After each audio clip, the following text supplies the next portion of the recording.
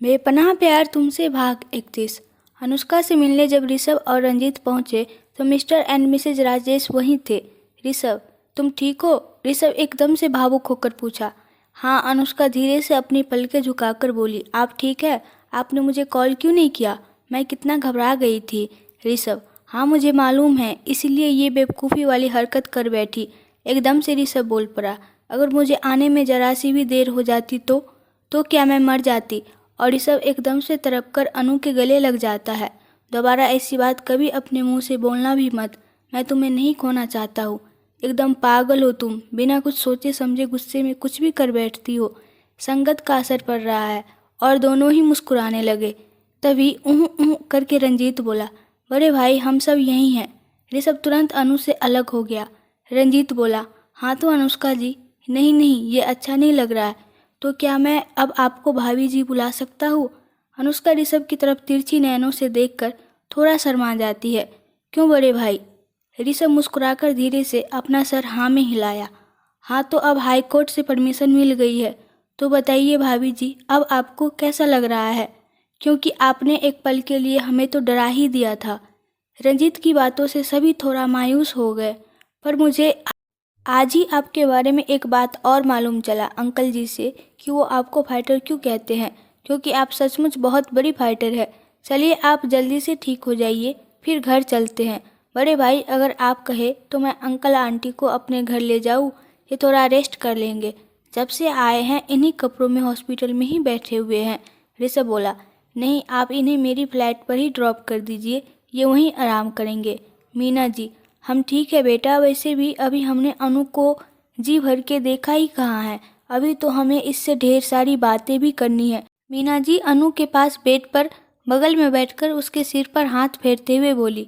ऋषभ बोला, मम्मी अभी अनु को रेस्ट करने दीजिए और आप लोग भी घर जाकर थोड़ा रेस्ट कर लीजिए। अभी हमेशा आपके पास ही रहेगी, तो जितनी बातें करनी है आप बैठकर करते रहिएगा। पर मीना जी को देखकर लग रहा था वो अनु को छोड़कर जाना ही नहीं चाह रही थी। वो सचमुच अनु को अपनी आंखों से एक पल के लिए भी ओझल नहीं होने देना चाहती थी। वो मायूसी अनु की तरफ देखी। अब तू ही बोलना, ये तो मेरी बात सुनता ही नहीं है। अनु भी धीरे से बोली, ये ठीक कह रहे हैं आंटी जी, आप और अंकल घर जाकर थोड़ा रेस्ट कर लीजिए। आपकी भी तो तबीयत ठीक नहीं लग रही है। मीना जी, अब तू भी इसी का पक्ष ले रही है। ऋषभ बोला, अगर आप दोनों सास बहू का हो गया हो तो रंजीत जी आपको ले चले, और ना चाहते हुए भी मीना जी और राजेश जी को अनु को छोड़कर जाना पड़ा। उन लोगों के जाने के बाद ऋषभ अनु की दवाइयों को पढ़ रहा था और अनु बेचैनी से दरवाजे की तरफ बार बार देख रही थी। ऋषभ अपने इशारों भरी नज़रों से अनु को ही देख रहा था और समझ भी रहा था, पर कुछ बोल नहीं रहा था। वो जानता था कि अनु किसे ढूंढ रही है, पर जब तक वो ऋषभ से कुछ पूछती नहीं तब तक ऋषभ भी आज कुछ बोलने वाला नहीं था। फिर अनु से रहा नहीं गया, वो बेचैन सी पूछी, ऋषभ जी मेरी माँ नहीं आई है? बोलिए ना, क्या वो मुझसे नाराज़ है? वो मुझे यहाँ देखने नहीं आई है? ऋषभ चुप था, कुछ नहीं बोला और दवाइयों की प्रिस्क्रिप्शन में ही लगा रहा। तभी एक झटके में रवि अंदर आता है। रवि, आई है अनु, पर तुम्हारे ऋषभ जी ने उन्हें तुमसे मिलने को मना किया है। यहाँ तक कि उन पर केस करने की भी धमकी दी है। वो बेचारी कब से अकेली एक तरफ बैठी रो रही है। अरे वो माँ है, क्या उनका इतना भी हक नहीं है अपने बच्चों पर कि वो अपने बच्चों को डांटे, बोले, मारे, पीटे और उनके लिए कोई फैसला ले? पर इसमें ऋषभ कौन होता है उन्हें अपनी बेटी से मिलने के लिए मना करने वाला? व्यंग्यात्मक सा शब्द रवि अनु के पास बोलना शुरू कर दिया, मानो वो अनु को ऋषभ के प्रति भड़का रहा हो। अनु आश्चर्य से ऋषभ की ओर देखती है। ऋषभ जी? ऋषभ कुछ नहीं बोलता है और अपनी नज़रें इधर उधर देखने लगता है। अनुष्का, रवि जी आप प्लीज़ मेरी माँ को अंदर ले आइए, मैं उनसे मिलना चाहती हूँ। उन्हें कहिए कि मैं उन्हें अंदर बुला रही हूँ। रवि ऋषभ की तरफ गुस्से से देखा और बाहर चला गया। इस बीच अनु और ऋषभ के बीच कुछ बातें नहीं हुई। अनु अपने मन में सोच रही थी, ऋषभ जी ऐसा कैसे कर सकते हैं? ऋषभ, कहीं फिर आंटी से मिलने के बाद अनु की तबीयत ना खराब हो जाए। अनु की माँ जैसे ही कमरे में दाखिल हुई, ऋषभ तुरंत ही सिर झुकाकर कमरे से बाहर चला गया, मानो वो अनु की माँ को अपने आसपास भी देखना पसंद नहीं कर रहा हो। अनु की माँ रोते हुए अनु से लिपट गई। मुझे माफ़ कर दे, मैं नहीं जानती थी तू ऐसा कुछ कर लेगी। अगर तुझे कुछ हो जाता तो सोच मेरा और तेरे भाई का क्या होता। बिना किसी अंजाम की कुछ भी कर बैठी। अनु बोली, माँ मुझे माफ़ कर दीजिए, पर उस वक्त कोई रास्ता समझ ही नहीं आया। मैं क्या करती, आप अपनी जिद पर अड़ी हुई थी। आप मेरी बात सुनने को तैयार ही नहीं थी। आप तो जानती है मेरे लिए ऋषभ जी क्या मायने रखते हैं। बस बस अनु। उसकी माँ अनु से अलग होकर अपने आंसू पोंछते हुए बोली, अब कुछ मत सोच। तेरी तबीयत अभी पूरी तरह ठीक नहीं हुई है, बस तू आराम कर, वरना कहीं तेरी तबीयत फिर खराब हो गई तो वो समझेगा कि मैंने ही कुछ किया है। मानो अनु की माँ अपने आप को दोषी मान रही थी। माँ, आप उन्हें गलत मत समझिए, वो ऐसे बिल्कुल नहीं है। अच्छा सुन, पहले तू उससे पूछ लेना मैं तुझे दोबारा मिल सकती हूँ या नहीं, और क्या आज रात मैं यहीं तेरे पास रुक जाऊँ। हाँ माँ, इसमें पूछने की क्या बात है। आपका जब मन करे आप रवि जी के साथ यहाँ आ जाइएगा, पर आज आप पूरी तरह थक गई है तो रवि जी के साथ घर जाइए और अब आराम कीजिए। आपकी खुद की तबीयत ठीक नहीं रहती है। मैं यहाँ ठीक हूँ, यहाँ सभी मेरे पास है। तू मेरी चिंता मत कर, मैं रात में यही तेरे पास रुक जाती हूँ। नहीं माँ, यहाँ रुकने की ज़रूरत नहीं है। यहाँ मेरी देखभाल के लिए डॉक्टर और नर्स है। आप घर जाकर अपनी दवा लेकर आराम कीजिए। रवि जी, आप प्लीज़ माँ को समझाइए कि मेरी बात मान ले। तभी रवि आगे बढ़कर बोला, आंटी, अनु सही बोल रही है। आपको इस वक्त अपना ख्याल भी रखना है, पर घर में अकेले मेरा मन नहीं लगेगा। पर अब तो अकेले रहने की आदत मुझे डालनी ही होगी। कुछ सोचते हुए अनु की माँ बोली। अनु की माँ बड़बड़ाई, अनुष्का, माँ आप ऐसा क्यों बोल रही है, मैं हूँ ना आपके साथ। बस आज रात भर मुझे हॉस्पिटल में रखा जाएगा, कल मैं यहाँ से अपने घर चलूँगी। मुझे यहाँ नहीं रहना है, हम सब आपके साथ है। नहीं, अब मैं तेरे और तेरी खुशियों के बीच नहीं आऊँगी। मैं इस उम्र में जेल नहीं जाना चाहती हूँ। तू उसके साथ ही चली जाना, पर उससे पहले मुझे किसी वृद्धा आश्रम में छोड़ देना। माँ, अचानक अनु के मुंह से दर्द भरे स्वर निकला। आप हमेशा मेरे साथ रहेंगी। अनु अपनी माँ का हाथ अपने हाथ में लेकर बोली, नहीं बेटा, वैसे भी वो मुझे तेरा दुश्मन मानता है। मेरे आंसू को वो मगरमच्छ की आंसू कहता है। तो अब मैं कुछ नहीं बोलूँगी। माँ, ये सब आप क्या बोले जा रही है, ऐसा कुछ नहीं है। आप मेरी माँ हैं, मुझ पर आपका पहला अधिकार है। मैं ऋषभ जी से इस बारे में बात करूँगी, सब ठीक हो जाएगा। रवि जी, आप प्लीज़ माँ को घर ले जाइए। नहीं, मुझे अपने पास रहने दे, मैं तुझे अकेला छोड़कर नहीं जाऊँगी। भावुक होकर बोली, माँ मैं अकेले नहीं हूँ, आप प्लीज़ घर जाइए और कल सुबह सुबह ही यहाँ मेरे पास आ जाइएगा। सच, और अगर वो मुझे हॉस्पिटल नहीं आने दिया तो वो ऐसा कुछ नहीं करेंगे। आप अभी जाइए। रवि जी, प्लीज़ माँ का ख्याल रखिएगा। अनुष्का अपनी चिंता जताते हुए बोली। रवि बोला, ये भी कोई बोलने की बात है। आप नहीं भी कहती तो भी मैं आंटी को खिलाकर ही, दवा देकर ही अपने घर निकलता। चलिए आप रेस्ट कीजिए, हम निकलते हैं। रवि और अपनी माँ को दरवाजे से जाते देख अनु थोड़ी सी परेशान हो जाती है। माँ और इनकी लड़ाई शीत युद्ध के समान हो गई है। समझ नहीं आ रहा है किसे समझाऊँ, क्योंकि यहाँ कोई समझने को तैयार ही नहीं है। आज तक तो ऋषभ जी सिर्फ मेरे कारण ही चुप थे, पर अब इस घटना के बाद मुझे नहीं लगता कि वो चुप बैठेंगे। क्या करूँ हे माता रानी, इन दोनों के बारे में सोच सोच कर तो मेरा ही सर दर्द से फटा जा रहा है, पर कुछ तो करना पड़ेगा। अनु को कुछ समझ नहीं आ रहा था। वो अपने बाएं हाथ को सिर की बाईं तरफ रखकर जोर से दबाने लगी, पर हाथ की नसों में निडल चुभ रही थी। वो परेशान सी बेड पर लेट जाती है और उसकी आंख लग जाती है। शायद कमजोरी से या फिर कहे दवाइयों का असर हुआ हो। थोड़ी देर बाद ऋषभ कमरे में आता है। अनु को सोया देख उसके करीब आता है, उसे गौर से देखते हुए, जानता हूँ अभी तुम्हारे मन में कई सवाल होंगे, पर इन सवालों का जवाब मुझसे मत पूछना, क्योंकि मैं तुम्हें नाराज होता नहीं देख पाऊंगा। पर मैं सच में नहीं चाहता कि तुम अपनी माँ से मिलो। वो तुम्हारी माँ कम एक स्वार्थी औरत ज़्यादा लगती है। वो शुरू से ही तुम्हें बलि का बकरा बनाते आई है। ये तुम समझती क्यों नहीं हो? वो तुम्हें कभी खुश रहने ही नहीं देगी, कभी नहीं। करीब 5 मिनट तक ऋषभ अनु के पास खड़ा हो उसके चेहरे को देखकर सोचता रहा। फिर जैसे ही अपना हाथ उसके चेहरे को स्पर्श करने के लिए बढ़ाया, तभी दरवाजे पर नॉक हुई और एक नर्स पिंक ड्रेस में अंदर आई। नर्स बोली, sorry to disturb you sir, but ma'am की कुछ मेडिसिन और इंजेक्शन का टाइम हो गया है। ऋषभ बोला, ओके प्लीज़, कहते हुए ऋषभ बगल में सोफा पर जाकर बैठ जाता है। हल्की सी आवाज़ हुई और नर्स जैसे ही अनु की पल्स चेक करने के लिए उसका हाथ पकड़ी, अनु की आंखें खुल गई। नर्स, हेलो मिसेज राठौर, कैसा फील कर रही है आप? मुस्कुराते हुए नर्स पूछी।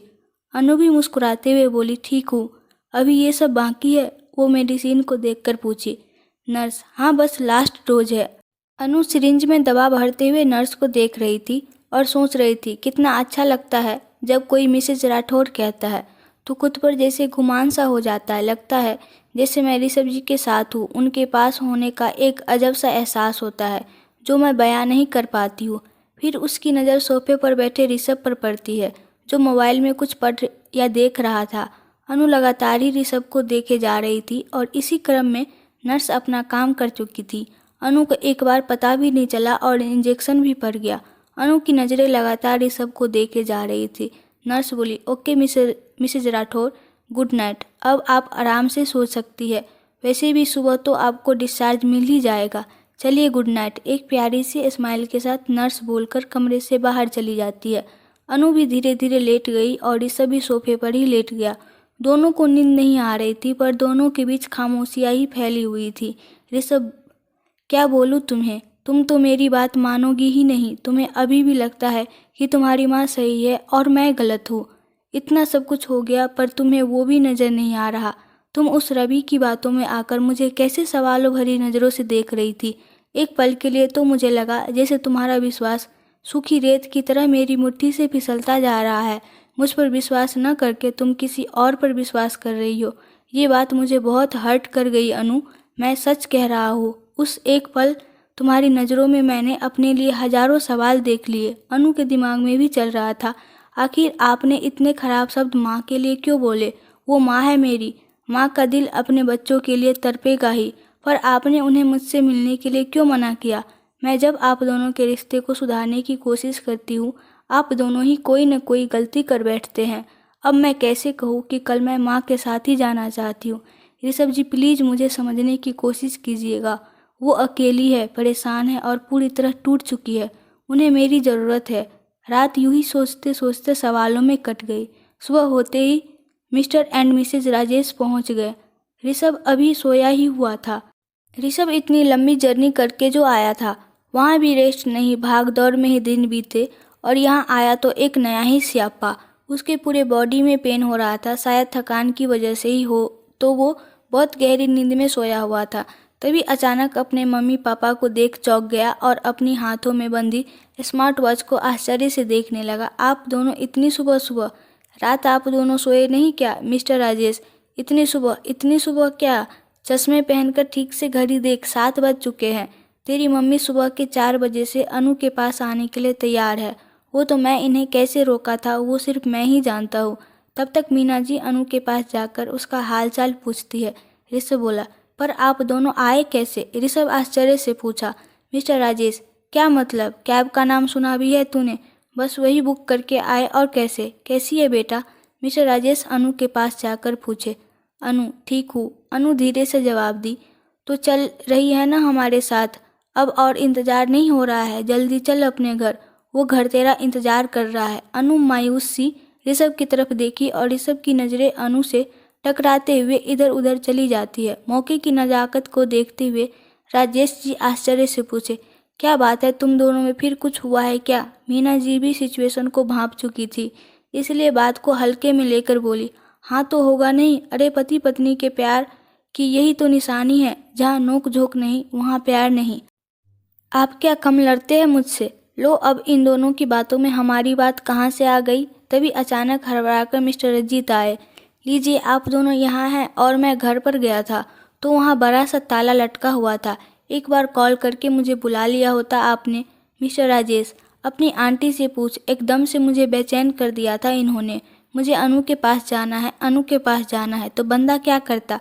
चला आया। सॉरी बेटा, तुझे कॉल नहीं कर पाया। रंजीत बोला, कोई बात नहीं अंकल जी, वैसे भी मैं तो यहाँ आ ही रहा था। फिर अनु की तरफ देखकर बोला, और भाभी जी, अब आपकी तबीयत कैसी है? अनु, ठीक हूँ।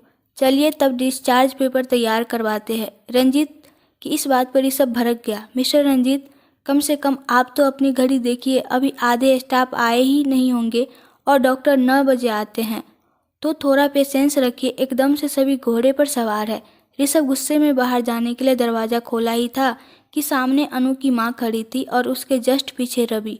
ऋषभ अनु की माँ को करीब करीब 3 सेकेंड तक देखता ही रहा और अनु की माँ भी उसे ही देख रही थी, मानो दोनों की आंखों में एक दूसरे के लिए सिर्फ और सिर्फ नफरत ही था।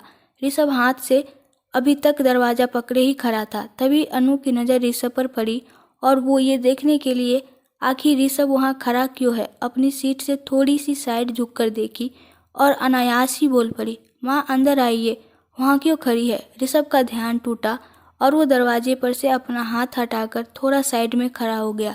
दोनों के अंदर आते ही वो तुरंत ही बाहर निकल गया।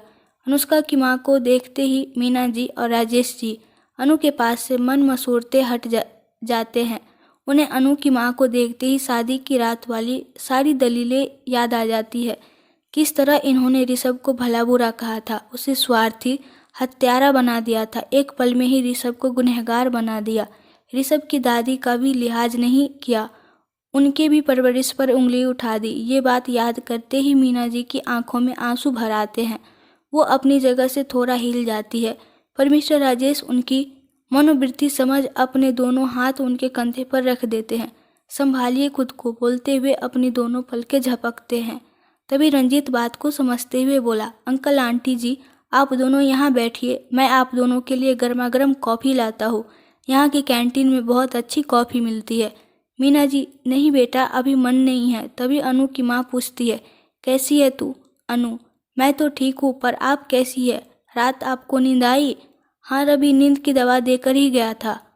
अनु रवि की तरफ देखकर, थैंक यू रवि जी। रवि, इसमें थैंक यू बोलने की कोई बात नहीं है, ये मेरी जिम्मेवारी है। तभी रंजीत मन ही मन भरभराया, हाँ जबरदस्ती तू किसी और की जिम्मेवारी लेने के पीछे जो पड़ा हुआ है।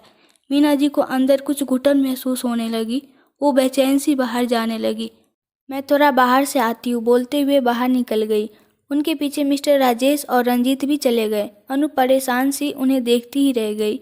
वो जानती थी आंटी माँ को देखकर परेशान हो गई है, पर वो करे भी तो क्या करे। अनु का ध्यान बाहर ही था। अनु की माँ, तूने सबसे बता दिया ना कि तू हमारे साथ जा रही है। अनु की माँ के इस सवाल से अनु अचानक चौंक जाती है। नहीं, रवि बोला, अभी तक नहीं बताया। क्यों, रात में ऋषभ आपके साथ यहाँ नहीं था क्या।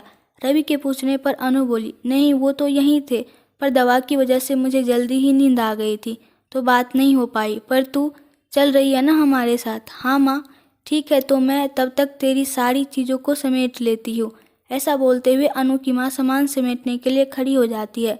तभी रवि बोलता है, आंटी आप अनु के पास बैठिए, मैं ये सब कर लूँगा, क्योंकि ज़्यादा कुछ तो है नहीं, बस कुछ मेडिसिन्स ही है। हाँ बेटा, ये सब मुझे कहाँ बुझाएगा, आप ही देख लीजिए। मम्मी पापा और रंजीत को बाहर परेशान बैठे देख हाथ में डिस्चार्ज पेपर लिए ऋषभ के कदम कुछ दूरी पर ही रुक जाते हैं। उसे समझते देर नहीं लगी कि अनु की माँ को देखकर इनके भी पुराने जख्म ताज़ा हो गए होंगे, पर एटलीस्ट अनु तो इन्हें बाहर नहीं आने देती। अनु इन्हें अंदर ही रोक सकती थी, पर शायद वो ज़रूरी नहीं समझी होगी। ऋषभ को अपनी ओर आते देख उसके पापा तुरंत बोले, ऋषभ की माँ आपका बेटा आ रहा है, अपनी इमोशंस पर काबू रखिए और थोड़ा मुस्कुराइए, नहीं तो वो बेचारा परेशान हो जाएगा। ऋषभ के हाथों में पेपर देखते ही खुशी से रंजीत पूछा, डिस्चार्ज पेपर हो गया बड़े भाई। ऋषभ, हाँ उन लोगों ने रात में ही तैयार कर दिया था, पर आप लोग यूँ बाहर क्यों बैठे हैं, अंदर चलिए। मिस्टर राजेश, हाँ हाँ चलो, वैसे भी अनु की पैकिंग करनी है, अब यहाँ हॉस्पिटल में एक पल भी नहीं रहना है। और सब अंदर चले गए तो सबकी नज़रें आश्चर्य से कमरे के चारों तरफ घूमने लगे।